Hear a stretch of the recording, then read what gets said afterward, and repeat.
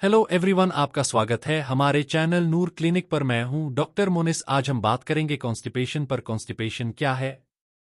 कब्जियत is a very common problem. ये constipation का जहां तक सवाल है, ये मेडिकल कंडीशन हो सकती है। ये वास्तव में आपकी डाइटरी एंड लाइफस्टाइल का हिस्सा हो सकती है। बट कॉन्स्टिपेशन कुछ ऐसा है जो आपको साइकोलॉजिकली एंड फिजिकली दोनों को ट्रबल करने की ताकत रखता है। आज हम कॉन्स्टिपेशन के बारे में बात करेंगे कि कॉन्स्टिपेशन क्यों होता है। इसके आगे के वीडियोस में वास्तव में हम उन चीजों पर बात करेंगे कि खाने में ऐसी चीज क्या है जो अगर आप चेंज करें या इंक्लूड करें तो जो कॉन्स्टिपेशन है उससे रिलीफ होने में आपको जरूर मदद मिलेगी, हेल्प मिलेगी। मैं आपसे रिक्वेस्ट करूंगा कि इसको और इससे आगे आने वाले जो वीडियोज है उनको पूरा ध्यान से देखें। जहां तक कॉन्स्टिपेशन का सवाल है, इसे कॉन्स्टिपेशन कब कहा जाता है? ये कहा जाता है अगर आपकी जो इंटेस्टिन है वो वास्तव में कंप्लीटली खाली नहीं होती है। जब हम कंप्लीटली की बात करें, आपको वो सैटिस्फैक्शन नहीं होता है कि आंत खाली हो गई।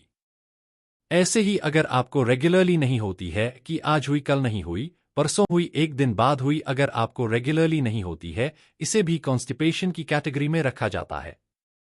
तो अगर आपको फीलिंग है कि पेट पूरी तरह से ठीक नहीं हुआ तो वो कॉन्स्टिपेशन की कैटेगरी में जाएगा, और अगर रेगुलरली बावल इवैक्यूएशन नहीं है तो वो भी कॉन्स्टिपेशन की कैटेगरी में जाएगा।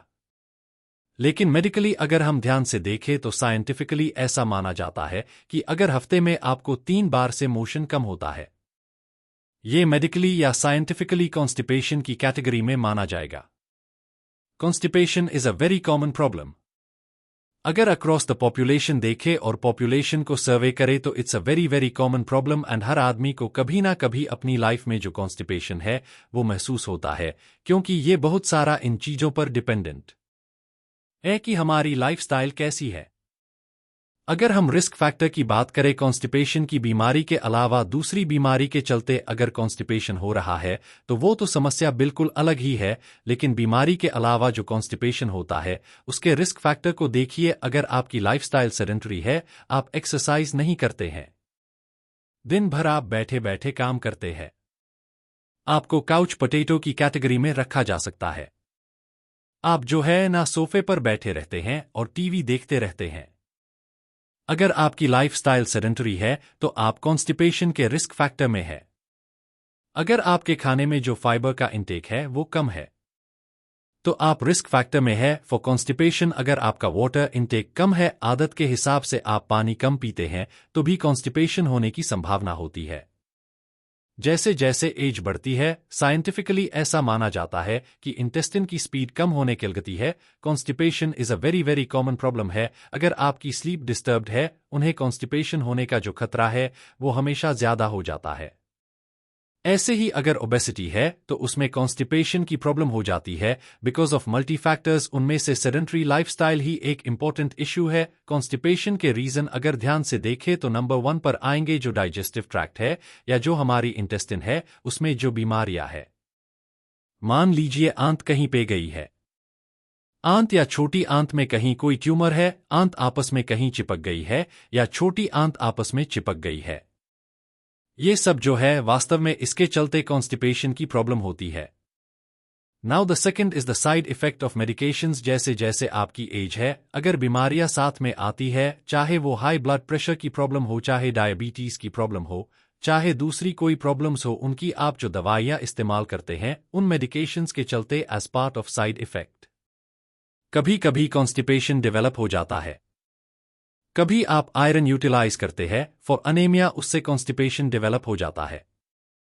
तो अगर आप दवाइयां किसी के लिए इस्तेमाल करते हैं तो that is the second reason जिसके चलते कॉन्स्टिपेशन होता है।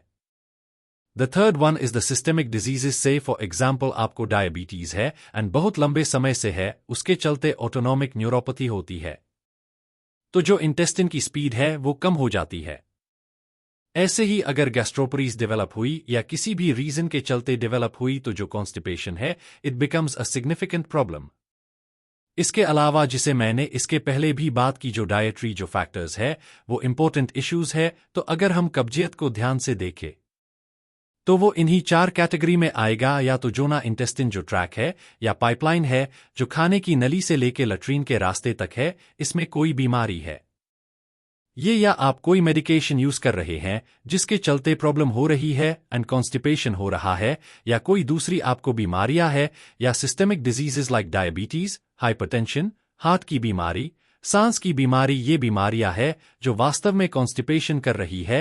And fourth one are the dietary factors जो आप खाने पीने में करते हैं जिसके चलते कॉन्स्टिपेशन होता है। बहुत सारी ऐसी चीजें हैं जो आपको मदद करेंगी, जो मदद करती है।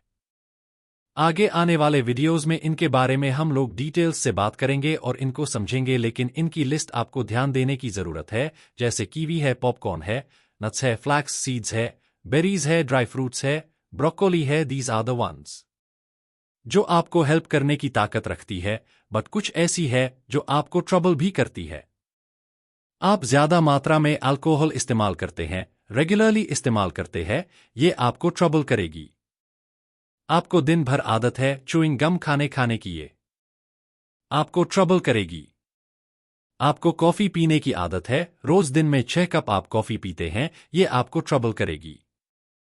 बहुत सारे लोग ऐसे हैं जिनको वास्तव में जो ग्लूटेन है, जो गेहूं में होता है, उसके चलते कॉन्स्टिपेशन डेवलप होता है। इस फैक्ट को भी आपको समझने की जरूरत है। बहुत सारे लोगों का ऐसा मानना है कि जो बनानास है या केला है, इसमें कुछ फाइबर इस किस्म का होता है जो वास्तव में कॉन्स्टिपेशन करने की ताकत रखता है। तो बहुत सारे लोग ऐसे हैं जो लूस मोशंस होते हैं तो केले खाते हैं ताकि लूस मोशन को रोका जा सके। तो जो बनानास है वास्तव में आपको ट्रबल कर सकते हैं, इसको आपको ध्यान देने की जरूरत है। इसके अलावा अगर आपको आदत है डीप फ्राइड आइटम्स खाने की, आपको आदत है हेवी फैटी मील खाने की, क्या आपको रोज नाश्ते में समोसे, इन्हीं चीजों की अगर आदत हुई है तो आपको समझने की जरूरत है कि कॉन्स्टिपेशन आपको ट्रबल करेगा।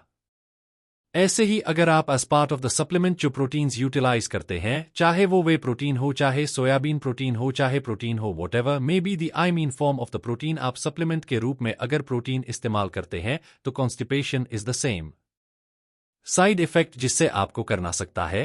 तो इसलिए एम्फसाइज में यही करना चाहता हूं, तो बहुत सारी ऐसी खाने की है कि जिनको आप वास्तव में ध्यान देंगे, आप अपने डाइट में इंक्लूड करेंगे तो ये आपको कॉन्स्टिपेशन से ही छुटकारा दिला के रहेंगे, because these are very important. जैसा मैंने पहले भी कहा कि उनको अगर हम लिस्ट को ध्यान से देखें तो इसमें बीन्स आएगी, कीवी आएगी, स्वीट पोटैटो आएगा, उसमें पॉपकॉर्न आएगा, इसमें nut seed, fruits, grains, berries, flax seed, broccoli, prunes, ये बहुत सारी ऐसी है जो वास्तव में कॉन्स्टिपेशन से आप छुटकारा दिलाती है। तो ये 12 है। अगर आप अपनी डाइट में इंक्लूड करते हैं apart from the lifestyle changes, तो आपको जो कॉन्स्टिपेशन है इससे नेचुरली छुटकारा मिलेगा। इन कॉन्स्टिपेशन के लिए आपको किसी भी मेडिकेशन की जरूरत नहीं। ये मैं तब बात कर रहा हूं कि अगर आपका जो कॉन्स्टिपेशन है वो किसी डिजीज प्रोसेस का हिस्सा नहीं है। तो अगर मान लीजिए आंख में कोई रुकावट है, उसके चलते कॉन्स्टिपेशन है, तो डॉक्टर की मदद चाहिए। लेकिन अगर आपकी लाइफस्टाइल के चलते कॉन्स्टिपेशन है तो ये डाइटरी चेंजेस आप करेंगे, आप अपनी लाइफस्टाइल को ठीक करेंगे, रोज एक्सरसाइज करेंगे, वाटर के इंटेक को, तो आपको कॉन्स्टिपेशन से डेफिनेटली छुटकारा पाने में मदद मिलेगी। आप समझते हैं कि ये जो वीडियो है ये कॉन्स्टिपेशन को समझने में आपको हेल्प करता है, तो इसको जरूर शेयर करें। कॉन्स्टिपेशन से रिलेटिव जानकारी और ट्रीटमेंट के लिए हमें व्हाट्सएप और कमेंट करें। ऐसी हेल्थ से जुड़ी वीडियो के लिए हमारे चैनल को लाइक, शेयर एंड सब्सक्राइब करें।